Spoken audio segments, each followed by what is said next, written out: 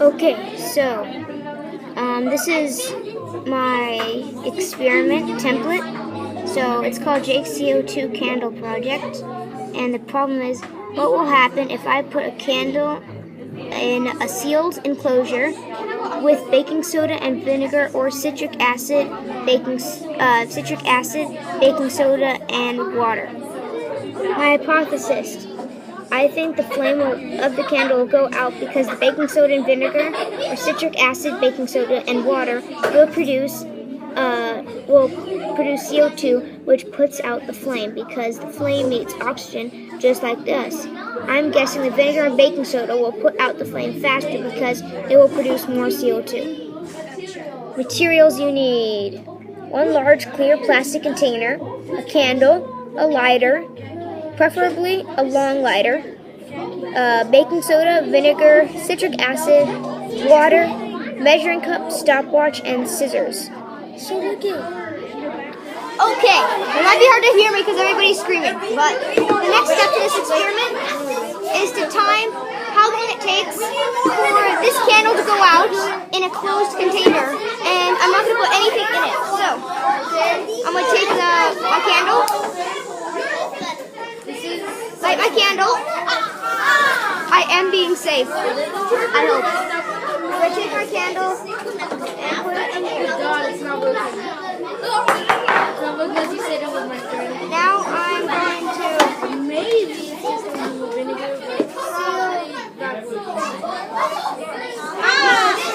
seal the container like this and time it until it goes out.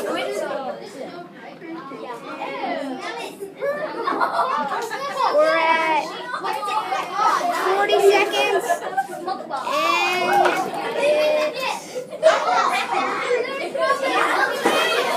okay, it's out, and it took 48 seconds for it to go out. Okay, so now that the candle burns out, see the candle burns out. I'm gonna take my I'm gonna record. So it took 48 seconds for it to go out. So I'm gonna write it down on my paper here.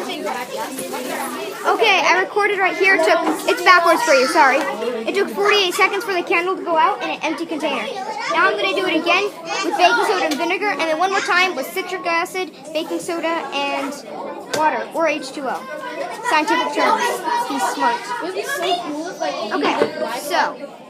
Okay, so be careful with the fire fan. It says to pour 200 milliliters of vinegar in here, but I realized that was too much, so I'm only pouring 100 milliliters into here. And then I'm going to put the candle in it, and to prevent fizz getting in it and take it out, I'm putting it on this cap. So I'm going to put the cap in there, and then I'm going to write this.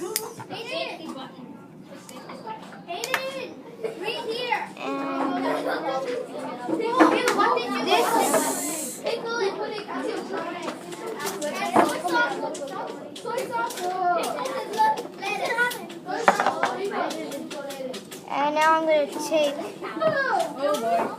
baking soda. It's gonna explode. And pour 7 milliliters of baking. 15 milliliters of baking soda. Okay, so now I'm going to dump the baking soda in, put the cap on, and then time it.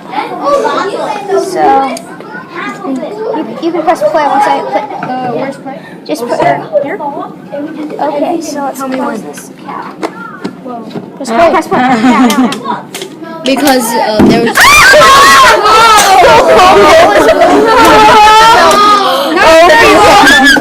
As you can see, the candle went out within seconds. Smoke detector. No, it'll be fine. Right. So the candle went out in 6 seconds. That's pretty cool. So, and with nothing in there, it went out in 48 seconds. So it produces a lot of CO2. Now I need to clean this up. I'm here to say something. As you may have noticed, in experiment 2, the timer is turned on too early. That's why it gave us the answer of 6 seconds. But After looking at the video over and over and over again, I put my brain to the test and decided that my best estimate is the real time it took for the candle to go out in baking soda and vinegar would be somewhere around 0.7 seconds to 1.5 seconds, which means baking soda and vinegar produced way more gas than we ever expected. We could be onto something. Okay, I'm going to do it one more time, but with 100 milliliters of water, citric acid, and baking soda, because those also react. So I'm going to pour 100 milliliters in, put the cap in again, and I'm going to light the candle and put that into. The video is going to be so cool. Now I'm going to take my... and put it in... I'm doing all the work. And now you take...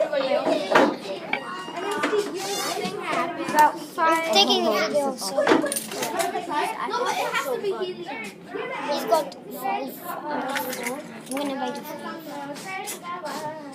No, wait.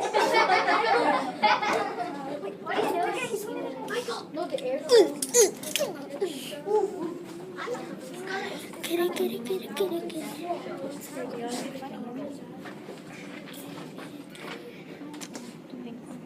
Oh. So this is just baking soda though. So Yeah, it's this just is it. it's water and baking soda. Right. Okay, so I'm going to put the baking soda in, and then when I put the citric acid in, it should react. Uh-oh. And now I'll get this. Here, I'll do the cap. And so, Smells good. And so you're walking. Wait, okay. So you ready for it? Let's drop this in. That's citric acid. And time. ooh la Time. la. Start the timer, please. Started. Okay. Press this to stop when. And now. So 8 seconds, 70. I don't want this to burst, so I'm going to open this. Okay. Will it burst? Yeah. Now that I've done the experiment with all 3 different mixtures, this is the data, and this is the data I was left with. The candle with nothing in the container was 48 seconds for the candle to go out. The candle with baking soda and vinegar was 6 seconds for the candle to go out. The candle with baking soda, citric acid, and water was 8 seconds to go out. My conclusion. I'm very satisfied with the results of this experiment because my hypothesis was correct. I predicted that the baking soda and vinegar would produce the most CO2, and I was right. From previous studies, I knew that the chemicals I used in both experiments would create a chemical reaction and produce a gas. I enjoyed doing this experiment, and I think I learned a lot from this. My reflection.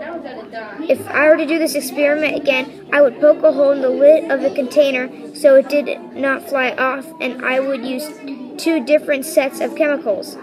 One other thing that went wrong with this experiment is that I had to use a small object to place the candle on so the vinegar wouldn't get on the candle and smother it.